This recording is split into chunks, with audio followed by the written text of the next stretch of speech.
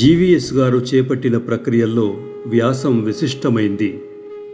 ఆయన మాటల్లోనే చెప్పాలంటే, నా పరిశోధన వ్యాసం సిద్ధాంత ప్రతిపాదన ప్రవృత్తిని ప్రదర్శిస్తుంది.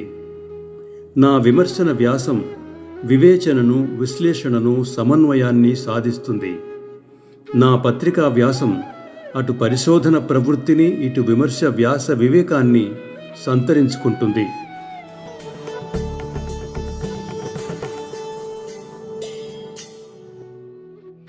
ఈనాటి శీర్షిక నయాగరా. నేను నయాగరా కవితా సంపుటాన్ని చదువుతున్నప్పుడు అలవోకగా నా మనస్సులో కనపడలేదా మరో ప్రపంచపు కనకనమండే త్రేతాగ్ని అన్న శ్రీశ్రీ మహాప్రస్థాన గేయ చరణాలు నినదించాయి. ఆ గేయంలో త్రేతాగ్ని అన్న ప్రతీకకు అర్థం వేరు, ఈ స్మృతిలోని తాత్పర్యం వేరు. బెల్లంకొండ రామదాసు, కుందుర్తి ఆంజనేయులు, ఏల్చూరి సుబ్రహ్మణ్యం గారులు ముగ్గురూ కలిసి ఒక్కొక్కరు 3 ఖండకావ్యాల చొప్పున సంకలనం చేసి ప్రచురించిన నయాగర నాకు త్రేతాగ్నిలా అనిపించింది. ఈ సంపుటి అభ్యుదయ కవితా ప్రస్థానంలో ఒక మజిలి, అభ్యుదయ కవితాయుగంలో అచ్చైన తొలి కావ్యం. శ్రీశ్రీ మహాప్రస్థాన సంపుటిలో సమస్త దేశములకు, ప్రపంచ మానవులకు సంబంధించిన సంఘటనలను, అనుభవములను మాత్రమే వర్ణించినాడు. ప్రత్యేకముగా కొన్ని దేశములలోని ఉద్యమములకు ఇతడు స్వీకరించలేదు. శ్రీశ్రీ వదలిన ఈ అంశమును తరువాతి అభ్యుదయ కవులు స్వీకరించారు. 1944లో వెలువడిన నయాగరా కవితా సంపుటి ఈ ధోరణికి ప్రతినిధి వంటిది. సీతారామరాజు మన్య విప్లవము, దండి సత్యాగ్రహమున పాల్గొన్నందున ప్రభుత్వము చేత యావజ్జీవ కారాగార శిక్ష విధింపబడిన విప్లవ నాయకుడు ఠాగూర్ చంద్రసింగ్ వీర చరిత్ర మున్నగు సంఘటనలు వీరి కవితా వస్తువులైనాయి. అంతేకాక పారిస్ వీధులు, చైనా లోయలు, బర్మా అడవులు, మాస్కో గేట్లు, సోల్జర్లు, ట్యాంకు డ్రైవర్లు, గెరిల్లాల గుంపులు, కొడవలి పదును, ఎర్ర జెండా, సమ్మెట పెట్టు, నిప్పుల గొంతుక మున్నగునవి వీరి గేయములలో స్థానమేర్పరచుకున్నాయి. శ్రీశ్రీ స్వీకరించిన జగన్నాథ రథచక్రాలు, అవతారములోని యముని మహిషపు లోహఘంటల వంటి సంకేతములు కాక వాస్తవిక సంఘటనలు, నగ్నానుభూతులు స్వీకరింపబడినవి. అభ్యుదయ కవిత్వ వికాస దశలో గమనింపదగిన మజిలి నయాగరా కవితా సంపుటి. రమణారెడ్డి గారు అన్నట్లుగా శ్రీశ్రీ కల్పించింది వాతావరణం మట్టుకే కాగా నయాగరా కల్పించింది ఆ వాతావరణంలోని స్థూల రేఖలు. నయాగరాలోని కుందుర్తి ఆంజనేయులు గారి కవితా ఖండాలను గురించిన సమీక్షే ఈ వ్యాస తాత్పర్యం. కుందుర్తి తమ కవితా స్వభావాన్ని పేర్కొంటూ అన్న మాటలు ముందు మనవి చేస్తాను. ఆ రోజుల్లో కుండపోతగా ఆవేశం కుమ్మరించడమే కవిత్వమనే వాదం మాది. దీనికి తోడు ఎర్ర జెండా నాయకత్వాన ఈ సమాజ వ్యవస్థ మారాలని మా కవితలో ఉండే సందేశం. కమ్యూనిస్ట్ మేనిఫెస్టోను మించిన ఉత్తమ కవిత్వం ప్రపంచంలో లేదని మేము వాదిస్తూ ఉంటే సంప్రదాయవాదులైన కవిమిత్రులు కొందరు నిర్ఘాంతపోయి వింటుండేవారు. వాళ్ళు రసమని, వ్యంగ్యమని, ధ్వని అని పూర్వ ఆలంకారిక పారిభాషిక పదాలు వాడుతూ ఉంటే వాటిని ఆధునిక కవిత్వానికి అన్వయించి చెప్పిన నాదిగా ఉండేది. అభ్యుదయ కవిత్వం నయాగరా రోజుల నుంచి ఎన్నో మలుపులు తిరిగి మజిలీలు దాటి ఎంతో దూరం ప్రయాణం చేసింది. ఇప్పటి విప్లవ కవుల వీరావేశాన్ని చూస్తుంటే అది ఒక రుజురేఖలో కాకుండా ఒక వలయాకార పరిధి మీద తిరుగుతూ మళ్ళీ అదే స్థానానికి వచ్చిందా అనిపిస్తుంది. ఈ మాటల్ని బట్టి మనకు తెలిసే విషయాలు ప్రధానంగా 3. 1. నయాగరాలోని ఆంజనేయులు గారి కవిత్వానికి, అభ్యుదయ కవిత్వానికి ఆదిధర్మమైన ఆవేశం మొదటి లక్షణం. 2. సామ్యవాద సిద్ధాంతానికి సంబంధించిందే కవితా వస్తువు. 3. ప్రాచీనాలంకారికులు చెప్పిన పారిభాషిక పదాలతోనూ, ప్రక్రియ నిర్వచనాలతోనూ, ప్రమాణాలతోనూ వీరి కవిత్వాన్ని పరిశీలించడం కాకుండా కవిత్వానికి ఉండే మౌలిక ధర్మాలను దృష్టిలో పెట్టుకుని గమనిస్తే ఈ కవిత్వంలోనూ కవితాంశ కనపడుతుంది. మరొక కవితా లక్షణం కాకపోయినా చారిత్రక సత్యం. ఈనాటి విప్లవ కవిత్వంలో కనపడే ఆవేశం ఆనాటి అభ్యుదయ కవితారంభ దశలో వెలువడిన ఆవేశం లాంటిదే. ఈ అంశాలు నయాగరా కవిత్వ స్వభావ స్వరూప ప్రమాణ ప్రాశస్త్యాలను క్రమంగా నిరూపిస్తున్నాయని తెలుసుకోవటం సులభం. కుందుర్తి కవిత్వానికి ప్రజోద్యమాల చైతన్యం ప్రాణం. ఆ చైతన్యానికి స్పందించి వెలువడేదే ఆయన కవిత్వం. సాధారణంగా నేను ఎన్నుకునే కావ్య వస్తువులు చైతన్యవంతమైన ప్రజోద్యమాలకు సంబంధించినట్టివిగా ఉంటాయి. ఏదో ఒక రూపంలో ఆనాటి పాలక వ్యవస్థ మీద ప్రజలు చేసిన తిరుగుబాటు నా హృదయంలో చైతన్య స్ఫోరకములై నన్ను ఆపాదమస్తకం కదిలిస్తాయి. వాటి జయాపజయాలతో నిమిత్తం లేదు. రాజకీయ నాయకుల సిద్ధాంత భేదాలతో నాకు నిమిత్తం లేదు. గాంధీజీ తన అహింసా దృష్టితో చూచి కాదన్న మాత్రాన అల్లూరి సీతారామరాజు మహావీరుడు కాకుండా పోడు. అదేవిధంగా కమ్యూనిస్టు సిద్ధాంతవేత్తలు కాదన్నంత మాత్రాన గాంధీజీ తన ఉద్యమాల ద్వారా ప్రజలలో తెచ్చిన చైతన్యానికి చరిత్రలో స్థానం లేకుండా పోదు. ఈ దృష్టితో చూచినప్పుడు ఎన్ని లోపాలు ఉన్నా ప్రజలలో ఉవ్వెత్తుగా పొంగిన చైతన్య మహాసముద్ర తరంగాలన్నీ నాకు కావలసిన చుట్టాలే. ప్రేమ కవిత్వాన్ని వదిలిన తరువాత తెలుగు కవిత్వంలో విజృంభించింది ప్రధానంగా వీరరసం. దానికి తోడు అత్యధిక సంఖ్యాకులైన సామాన్య ప్రజానీకపు విముక్తికి సంబంధించిన ఊహలో ఉన్నటువంటి కరుణరసం అంతర్వాహినిగా ఉండనే ఉన్నది.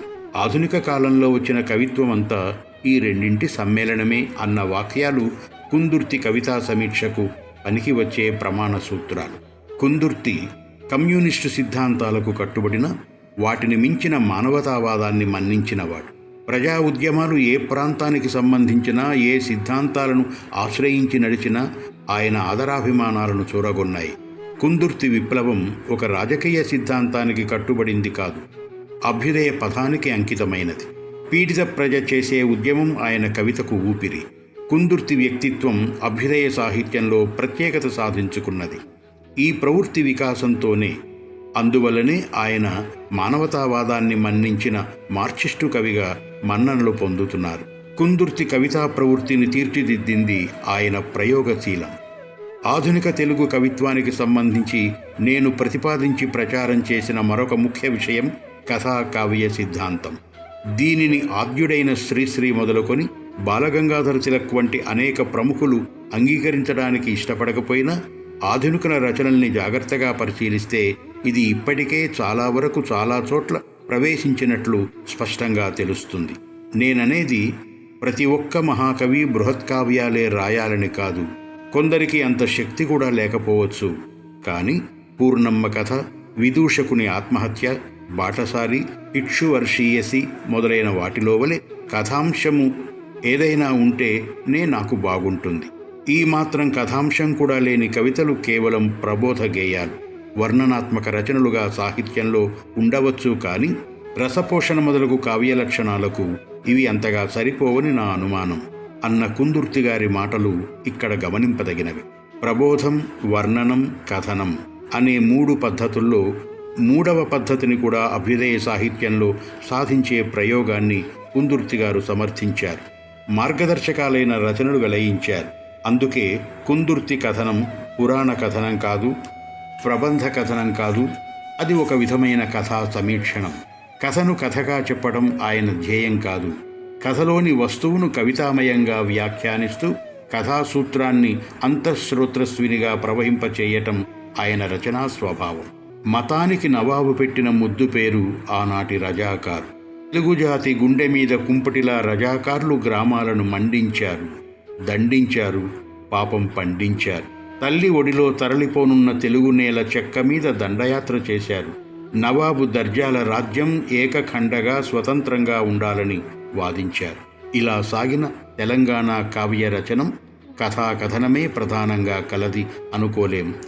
ఒక ఇతిహాసాన్ని సమీక్షించే సాహిత్య చరిత్రకారుని కవిత్వ సముల్లాసం అనుకుంటాం. కథ కవితా శైలిలో మజ్జనోజన్మజం చేయటం కుందుర్తి కావ్య శిల్పం. అందుకే తెలంగాణ ఒక కొత్త రకం కథాకావ్యం. కుందుర్తి కథాకావ్య రచన ప్రవృత్తి ఆయన కవితకు సమీక్షా దృష్టిని ప్రసాదించింది. ఈ లక్షణం మొదటి కావ్యం అయిన నయాగరాలో కనపడుతుంది. ఒక కవి భావకవితా జీవితంలో పండించుకున్న ప్రయోగ శిల్పాల బీజావస్థ తొలి కవితల్లో కనపడటం సహజం. బీజమే ఒక మహావృక్షానికి తొలి రూపం. నయాగరాలో ఆంజనేయులు గారి మొదటి కావ్యఖండం మన్యంలో. ఇందులో వస్తువు అల్లూరి సీతారామరాజు విప్లవం.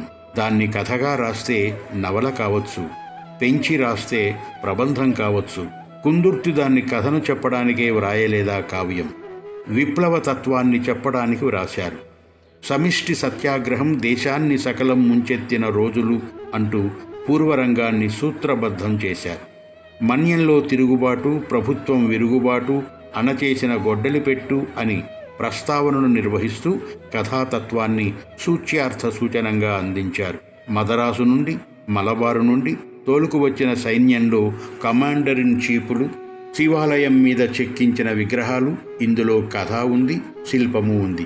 కమాండర్ ఇన్ చీఫ్ల కథ చివరి 3 ముక్కల్లో అలంకార ధ్వనిని ఆశ్రయించి అద్భుత శిల్పాన్ని ప్రదర్శించింది. ఇటువంటి సంగ్రహ సమీక్షలో కుందుర్తి కవితాశక్తి అణుశక్తిలా ప్రత్యక్షమవుతుంది. బంధించిన బానిసత్వ విచ్ఛేదక వీరమూర్తి, విప్లవ శరదాకాశం వెలిగించిన విద్యుత్ దీపం. రామరాజు హృదయంలో రగిలిన స్వాతంత్ర్యేచ్ఛ అనే భాగంలో ఆవేశం ఉంది, వర్ణనం ఉంది. వీరుణ్ణి ఆశ్రయించి కథాస్మృతి ఉంది. మన్య విప్లవం మా చరిత్రలో వీచిన జంఝానిల వీచిక అంటంలో సమీక్షాత్మకమైన ప్రబోధం ఉంది. మొత్తానికి మన్యంలో కవిత కుందుర్తి కవితలో ఉన్న కథాత్మక, వర్ణనాత్మక, ప్రబోధాత్మక చైతన్యానికి సూక్ష్మదర్శిని. ముప్పేటగా సాగిన కవితాగుణ స్రవంతులకు సంగమతీర్థం. జయిస్తుంది అనే ఖండకావ్యం కుందుర్తి కవితావేశానికి ప్రతినిధి. వస్తు స్వభావాన్ని బట్టి రచనా ప్రవృత్తిని, ప్రక్రియ ప్రస్తారాన్ని సారించడం కుందుర్తి గారికున్న సహజ గుణం. శ్రీశ్రీ మరో ప్రపంచం గేయఛాయల్లో నడిచిన ఈ కవిత విప్లవ సైన్య ప్రగతికి విజయదుందుభి. శ్రీశ్రీ గేయంలో గతిని ఆశ్రయించి ఆవేశం ఉరకలెత్తింది. జయిస్తుంది కావ్యం వచన కవితా ఖండిక. అంతర్లయతో నిండిన భావోద్వేగం దీనికి ప్రాణం. గతకాల కథల్లో లేంది కనిపించే నేటికి కాంది, మరో ప్రపంచపు మహదాశయమే మార్గదర్శిగా నడిచే సైన్యం. కదిలిన కనకరథంలా, వదిలిన బ్రహ్మాస్త్రంలా ఫెల ఫెల ఫెల ఫెల నడిచే విప్లవ సైన్యం జయిస్తుంది, జయిస్తుంది. ఈ ఖండికలో శ్రీశ్రీ రచనలో ఉన్న కథను లేదు, కానీ కుందుర్తి రచనలో కనపడే పదను ఉంది. శ్రీశ్రీ నాదవంతమైన జలపాతాన్ని సృష్టించాడు. కుందుర్తి రాళ్లగుళ్ల మధ్య ఒంపులు తిరుగుతూ ఒడుపుగా పారే సెలయేటిని సృష్టించాడు. ఒకటి గేయగతి వల్ల సాధ్యమైంది, మరొకటి వచనగతి వల్ల సాధ్యమైంది. ఒకటి ఆలోచనను ఆవేశంలో అంతర్భవింపచేస్తుంది, మరొకటి ఆవేశాన్ని ఆలోచనతో నియమింపచేస్తుంది. అక్కడ శబ్దం వెంట అర్థం పరిగెడుతుంది, ఇక్కడ అర్థం వెంట శబ్దం అనుసరిస్తుంది. అక్కడ శ్రవణానందంతో కవితానందం శృతి కలుపుతుంది, ఇక్కడ కవితానందం మననానందంగా మలుపు తిరుగుతుంది. ఒకటి ఆబాలగోపాలాన్ని వెంట తీసుకుపోతుంది, మరొకటి బుద్ధిజీవుల్ని పలకరిస్తుంది. అందువల్లనే కుందుర్తిగారన్నారు, వచన కవిత్వం మొదలగు ఈ రూపాలు కొద్దో గొప్పో చదువు సంస్కారం గల మధ్యతరగతి ప్రజలను మాత్రమే ప్రబోధితం చేయగలుగుతాయి అని. తరువాత కావ్యఖండిక అంతర్లయతో ఆలోచనను రంగరించి చేసిన రచన. గతితార్కిక భౌతికవాదానికి కవితారూపాన్ని కల్పించిన ప్రయోగం. శ్రీశ్రీ దేశచరిత్రల ప్రభావం దీని మీద బలంగా ఉంది. అందులో కంటే కొన్ని అంశాలను సుస్పష్ట రేఖలతో వాచ్యం చేసే యత్నం ఇందులో కనపడుతుంది. అన్యాయం, అక్రమము సంఘంలో చదరంగం, పరస్పరం దొమ్మి దోపిడి ఆరంభించని ఆదియుగంలా, మంచి మీద బ్రతకమంది అందరికీ, అవకాశాలు సరిపోయే వస్తూత్పత్తి పంపిణీలో సమభాగం కోరుకోను హక్కుందట. ఈ ఖండికలో ప్రతి పద్యాంశానికున్న ప్రాధాన్యం ప్రతిపాదన విధానానికి లేదు. వస్తువును అలంకరించి స్పష్టతకు దూరం కావటం, ఇష్టంలో లేకపోవటమే కుందుర్తిని శృతినిలా రచింపచేసింది. కవిత్వపు శైలి సామాన్య ప్రజల సంభాషణ స్థాయికి రావాలనే లక్ష్యంతో కలం పట్టిన కవి శ్రీ కుందుర్తి.